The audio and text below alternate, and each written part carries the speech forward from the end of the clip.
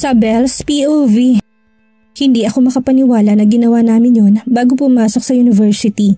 Nanginginig ang mga binti ko habang papasok sa silid ko para magpalit ng panloob. Gusto kong kutusan ng sarili ko dahil sa harder please ko. Shit talaga, bigla na lang lumalabas sa bibig ko. Kasalanan talaga ito naman yung kung ano na kasing tinuturo sa akin.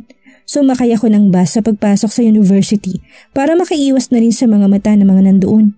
Hindi ko nais na sirain na maganda niyang pangalan sa katulad kong maid lang. Good morning sir. Panabay na bati ko sa kanya. Lahat kasi nakatabi ko'y binati siya pagdaan niya. Nakita ko na mulang tenga niya hanggang leeg niya. Galit ba to? Usal ko sa sarili. Hindi man na kasi ito nagsalita. Sabrina! Rinig kong tawag sa akin ng kilala kong boses. Lumingon ako, tama nga ako.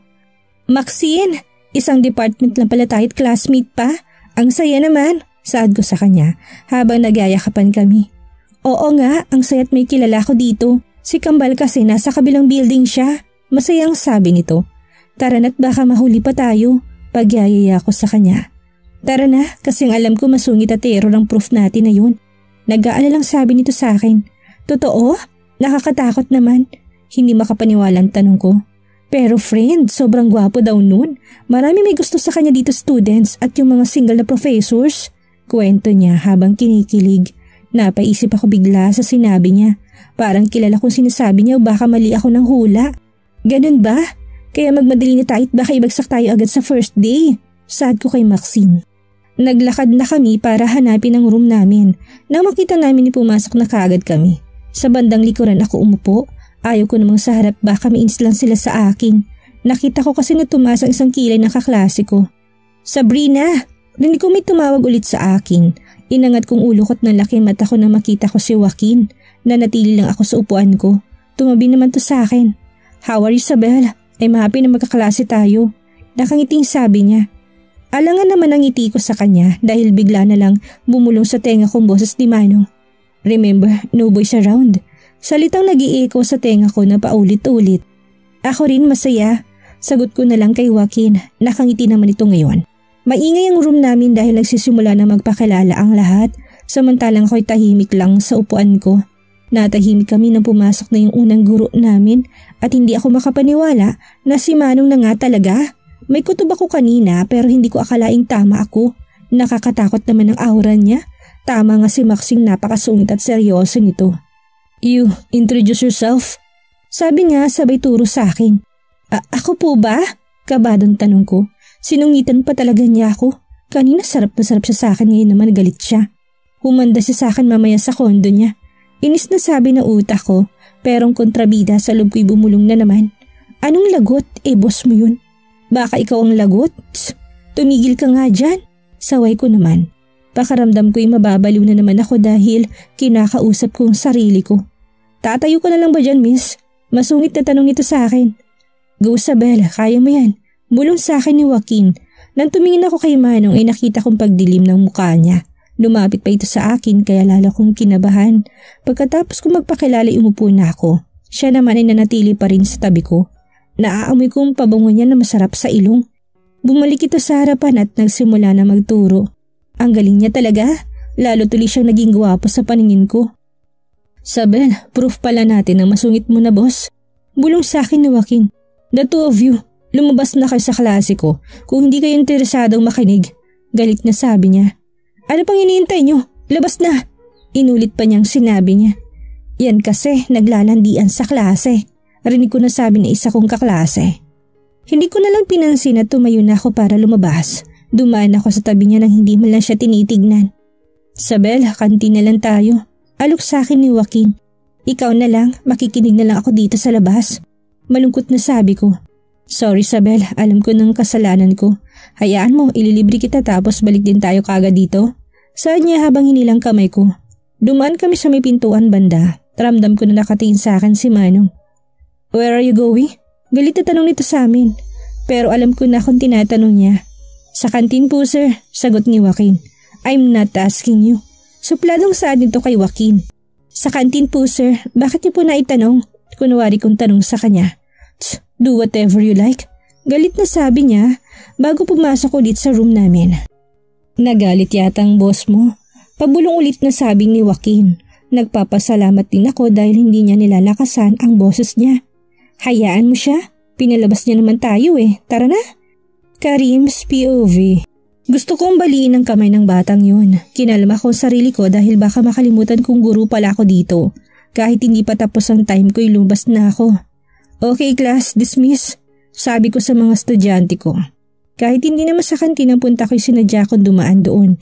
Nanikit ang mga mata ko na makita kong kumakain sila ng sabay ng garapatang yun. Lalong kumulo ang dugo ko nang dumating pang isang asungot.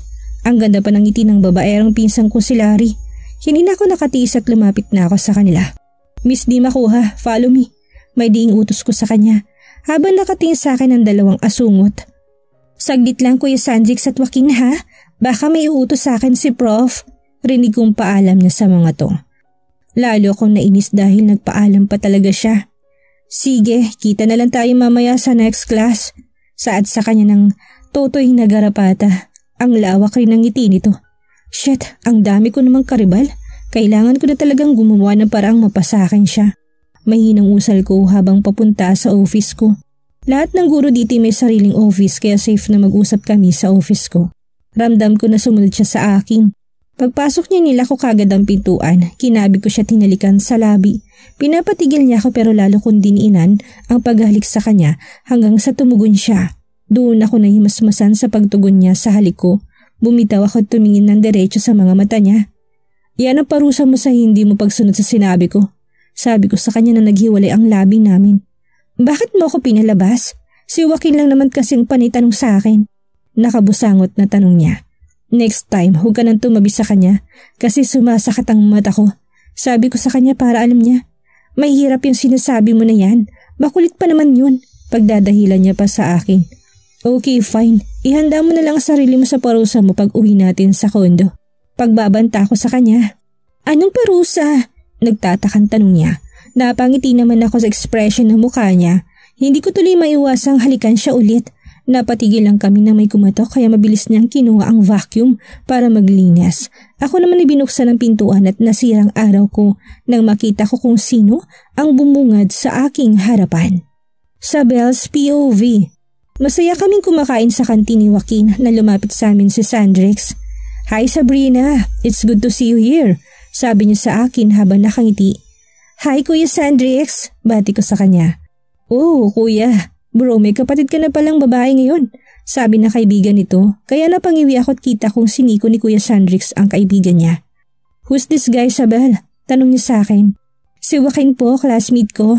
Pakilala ko dito. Pero dead wala sila sa isa't isa, ang attitude pareho. Hinayaan ko na lang sila, baka ayaw nilang magpakilala. Napauntag ako nang tawagin ako ni Manong. Wala akong nagawa kung hindi sumunod. Alam ko na galit ito ngayon pero mas galit ako. Unang araw ko sa klase pinalabas niya ako. Mauna na ako sa inyo, paalam ko sa dalawa. Pero hindi ka pa tapos kumain, sabi sa akin ni Joaquin. Kita na lang tayo sa next class, bye. Paalam ko kay Joaquin.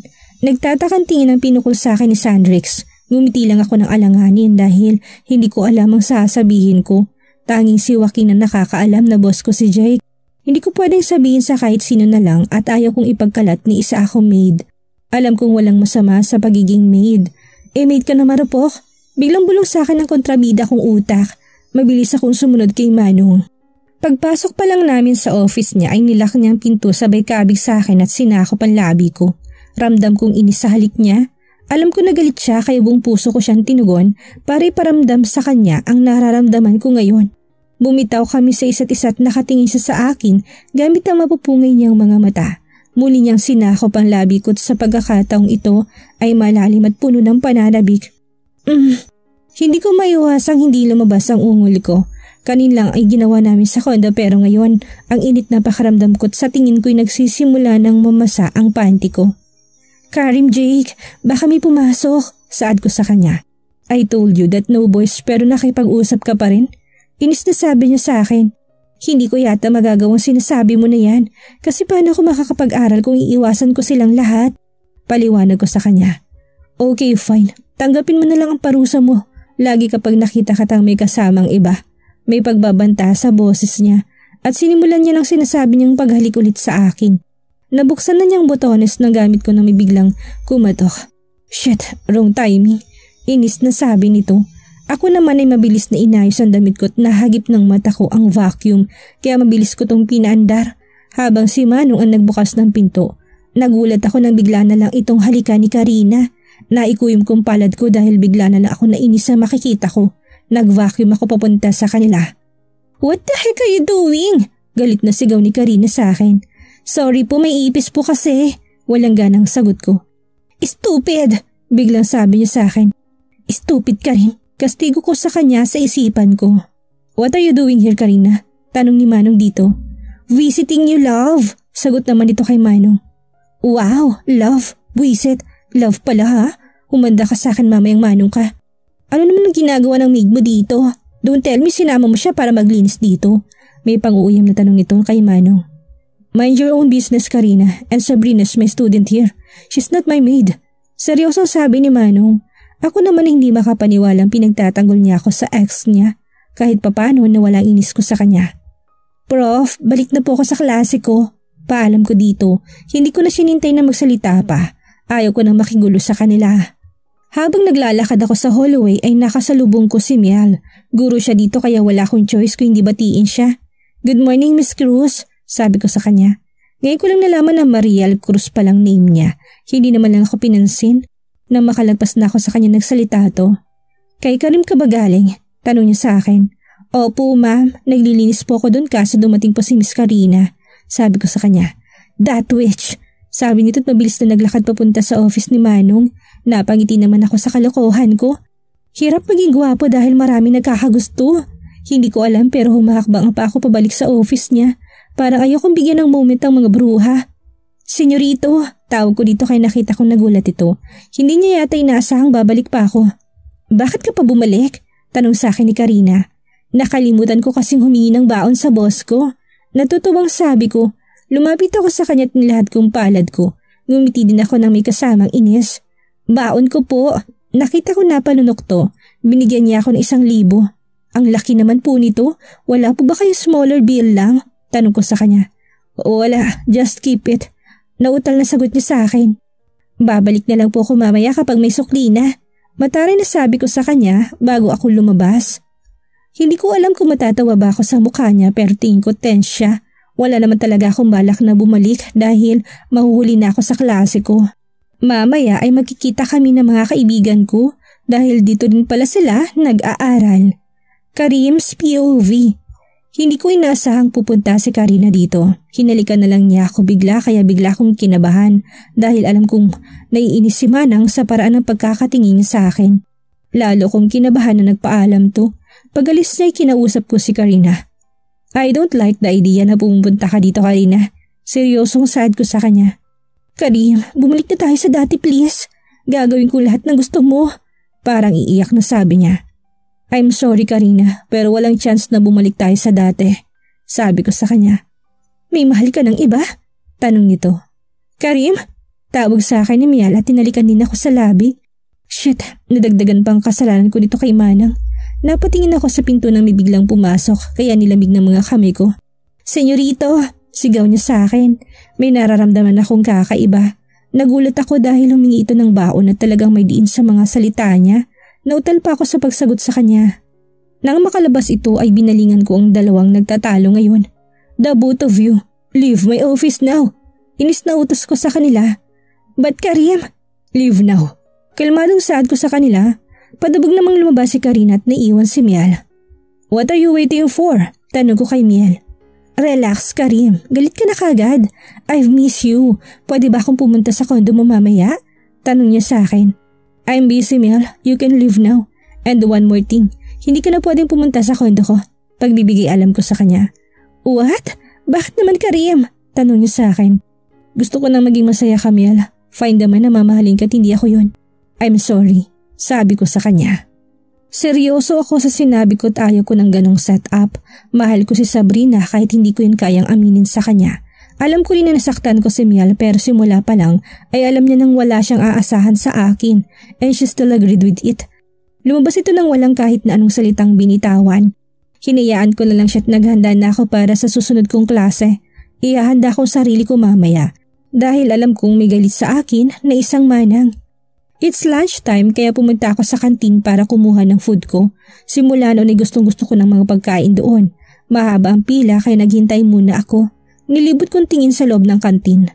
Shit, hindi ko maiwasang hindi magmura nang makita ko si Manang na nilapitan ng pinsan ni Larry. Sir, mauna na po kayo. Saad sa akin isang student. Akala siguro niya minura ko siya. No thanks, I'm fine. Sabi ko sa kanya. Huminga ako ng malalim bago umalis na doon dahil kung hindi ko gagawin ay mapapaaway pa ako. Buong araw akong bad trip dahil sa nangyari. Hindi na nga ako kumain ng lunch ko. Humanda talaga siya sa pag-uwi mamaya. Oras na ng uwian ng office ko'y malapit sa court kaya paglabas ko'y narinig kong ingay ng mga estudyante. Wala sa sariling tumigil ako para sumilip. Naglalarong epal na pinsan ni Larry. Nang makapag 3 points to'y grabing tingin ng mga nandoon. Pero nahagip na mata ko si Manang dahil nilapitan niya to. Gusto kong pumunta doon para hilahin siya palayo. Kinuha kong phone ko sa bulsa ko at tinip akong numero niya. Get out there. No. Utos ko sa kanya. Sabay patay ng tawag. Nakita kong tumingin ito sa akin. Nagsimula na ako maglakad papunta sa kotse ko at doon ko siya hinintay. Ano bang magaling doon at ngumiti pa siya sa epal na yun? Mas magaling ako doon. Kaya ko rin mag 3 points ng ilang rounds madalas nga ay home run pa. Ano ba itong pinagsasabi ko? Kausap ko sa sarili. Iba kasing nasa isip ko. Walang kibo itong pumasok sa loob ng sasakyan. Hindi niya ako binati kaya huminga ako ng malalim bago nagsimulang magmaneho.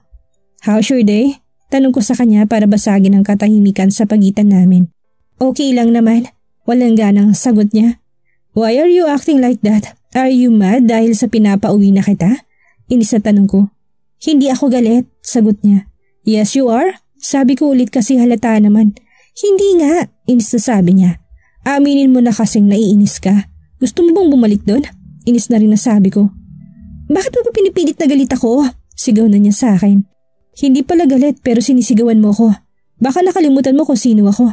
Kalmadong sabi ko. Huminga ito ng malalim. Oo, alam ko't hindi mo na kailangan pang ipaalala sa akin. Sagot niya sa akin. Naririnig mo bang sinasabi mo? Naiinis na tanong ko sa kanya. Oo, naririnig ko't oo, naiinis na ako sa pagiging mahigpit mo sa akin. Ayaw mo na makipag-usap ako sa iba pero ikaw ay pahalik-halik ka pa sa mga jowa mong hilaw. Sigaw niya sa akin na nagpatigil sa akin. Wala sa sariling napapareno ako. Hindi nakaligtas sa akin ang pagpatak ng isang buti ng luha sa mga matang mabilis naman niyang pinunasan. Sorry babe, saad ko sa kanya. Huwag mo akong tawagin ng ganyan dahil walang tayo. Sagot niya gamit ang malamig na boses. Hindi na rin ako nagsalita at nagmaneho na lang ulit ako dahil narinig kong busina sa likuran namin.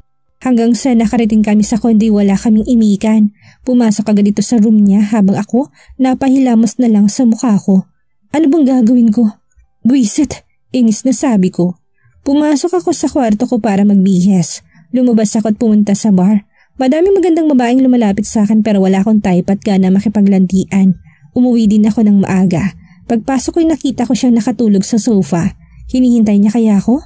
Lumapit ako sa kanya at binuhat ko siya papasok sa kwarto ko. Gusto ko siyang katabing matulog. Nag-shower muna ako paglabas ko sa banyo tulog pa rin to. Tumabi ako sa kanya. Sorry babe, nagsaselos lang ako dahil mahal kita. Bulong ko sa kanya, sabay yakap at pinikit kong mga mata ko. Sa Belle's POV. Sabrina! Arinig kong sigaw sa akin ng mga kaibigan ko. Mabilis akong lumapit sa kanila at niyakap ko silang tatlo. Namiss ko kayo, Frenny. Masayang sabi ko kay Nimia, Ella at Roda. Namiss ka rin namin, Frenny. Sabi nila. Frenny, meet our new friend, Maxine and Marlene. Pakilala ko sa kanila. Ang ganda niyong kambal. Magkamukha talaga kayo, saad ni Roda. Frenny, may papakilala din kami sa iyo mga bago nating kaibigan mula sa department namin. Meet Jovelyn and G. Di ba pretty din? Pakilala niya sa dalawang magandang dumating. Kompleto na palang team magaganda, sabi ni Ala, kaya nagtawanan kaming lahat. Masaya dahil lahat sila'y makulit at mababait. First day of school ko bilang isang college student ay may mga bagong kaibigan na agad ako. Alam niyo ba mga Frenny, ang ganda ng prof namin si Miss Ala, ang bait pa niya, kwento ni Roda habang kumakain kami dito sa kantin. Ang daming magagandang guro dito, sana lahat sila mabait, usal ni Marlene. Napatigil kami sa pag-uusap nang lumapit sa amin si Sandrix. Hi Sabrina, bati niya sa akin. Hi kuya, sabi ko. Alam ko na sikat siya dito sa university at narid ko base sa mga bulungan ng mga estudyante. May laro kami mamaya sa court, 5 p.m. Kung hindi ka busy, pwede ka manood, sabi niya sa akin. Hindi, pupunta kami, biglang sabi ni G. Napatingin ako sa kanila na lahat sila nakangitit, kitang-kita ko ang hugis puso sa kinang ng mga mata nila. Di ba Frenny, pupunta tayo? Tanong sa akin ni Marlene. Sige, punta kami. Nauutal na sagot ko. Thank you, Sabel. Saad dito sa akin habang may malawak na ngiti. Nang mapada akong tingin ko sa counter, nakita ko ng papalayo si Manong. Lumbas na ito sa kantin. Nakita kaya niya? Tanong ko sa sarili. Na nagpaalam si Sandrix ay halos mangisay ang mga kaibigan ko sa kinuupuan nila sa kilig. Frenny, hindi mo naman sinabing close kayo ni Sandrix. Koresta Sandrix the varsity player. Saad sa akin ni Nemia. Hindi naman kami ganun ka-close, sagot ko. Kita tayo mamaya sa court ha? Huwag niyang kakalimutan, paalala sa amin ni Rhoda. Gumiti lang ako't nagpaalam na sa kanila. Kasabay kong bumalik si Maxine dahil siyang classmate ko. Sumapit ang uwian at tinila na ako ng mga kaibigan kong pumunta doon sa court. Ayaw ko talaga sana dahil gusto ko na umuwi pero mapilit sila. Ang galing nga ni Sandrix dahil laging pasok ang 3 points niya. Halos mabingi ako sa lakas ng tili ng mga kaibigan ko. Napaigtad ako nang biglang nag-vibrate ang phone ko sa bulsa ko. Hello? Sagot ko kay Manong. Get out there, now. Galit na sabi niya bago binaba ang tawag. Tumingin naman ako sa labas at nakita ko siyang madilim na naman ang mukha. Nainis ako dahil bakit siya ganun? Umaasta siyang boyfriend ko kahit na 2 babae ang kasama niya kanina. Nainis na pumasok ako sa loob ng kotse at doon na nangyaring sagutan naming 2. Nagsorry siya sa akin pero dahil nainis ako hindi ko siya pinansin hanggang sa pagdating namin sa kondo. Pumasok agad ako sa kwarto ko para pakalmahin ang sarili ko. Wala akong karapatang magselos pero yun ang nararamdaman ko. Saktong paglabas ko nakita ko siyang lumabas sa pintuan. San kaya siya pupunta? Pumunta na lang ako sa kusina para magluto ng hapunan namin. Habang nagluluto ko na-realize ko na may mali ako. Kahit anong gawin ko boss ko pa rin siya at katulong ako. Siguro nakaramdaman lang ako ng selos at inis dahil sa mga babae niya. Hinintay ko siya pero alas 10 na wala pa rin siya. Hanggang sa hindi ko na namalayan nakatulog na pala ako sa kakahintay sa kanya. Nagising ako ng madaling araw dahil may mabigat na nakadagan sa akin. Dinilat ko mga mata ko't bumungad sa akin ang gwapong mukha ni Manong. Oo, may inis ako sa kanya pero hindi naman nagtatagal. Tanggalin mo nga yung binti mo, kunwaring inis ko sa kanya. Tanging sagot niya sa akin. Ang bigat kaya, ihulog kita dyan. Sabi ko sa kanya. Dinilat nitong isang mata niya at tumingin sa akin. Hindi niya inalis ang binti niya at lalo pa niya ako niyakap ng mahigpit. Matulog ba tayo, babe? Bulong niya sa akin na nagdulot ng ibang kiliti. Lipat na ako sa kwarto ko, sabi ko sa kanya. Stay here please, babe. Pakiusap niya sa akin. Hindi ako nakinig dahil nagtatampo pa rin ako sa kanya. Pinipilit kong alisin pero hindi ko kaya. Galit ka pa rin ba sa akin? Malungkot na tanong niya. Hindi ako sumagot sa kanya. Tumingin ako sa mga mata niya at nakita kong lungkot na dumaan. Huminga muna ako ng malalim bago ako nagsalita. Hindi naman ako galit sa'yo. Naiinis lang. Sagot ko sa kanya. Umiwas ako ng tingin sa kanya. Sorry babe, alam kong mahigpit ako sa'yo. Hindi ko lang kasi gusto may ibang lalaking lumalapit sa'yo. Ani niya sa akin.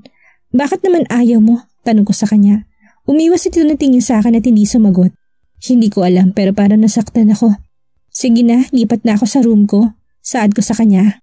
Nagulat ako sa ginawa niya dahil bigla na lang niya akong hinalikan. Inaawat ko siya at hindi dahil sa ayaw ko sa halik niya. Kung hindi pa ako nagtututbrush at nag-alala ako sa amoy ng hininga ko. Pwede ba? Huwag mo akong halikan? Sigaw ko sa kanya.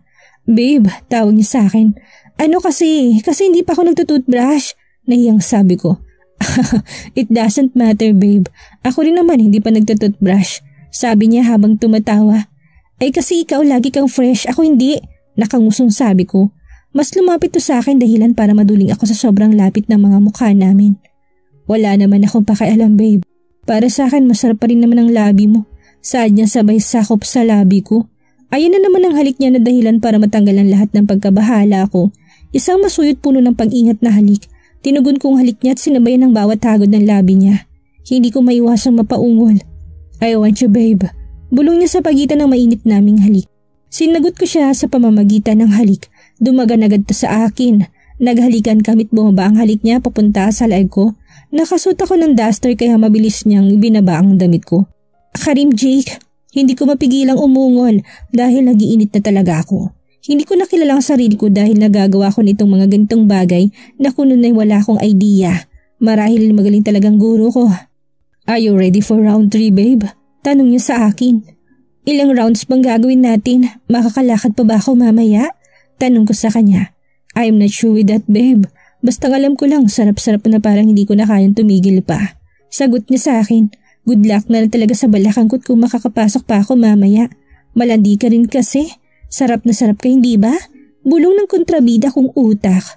Masarap talaga. Sagot ko naman dito pero tanging nasa isipan ko lang. At yun nga nangyari, umabot lang naman kami ng 5 round. Pagod na pagod ang katawan ko, lalo ng pechay ko. Sa tingin ko, nalanta to bigla.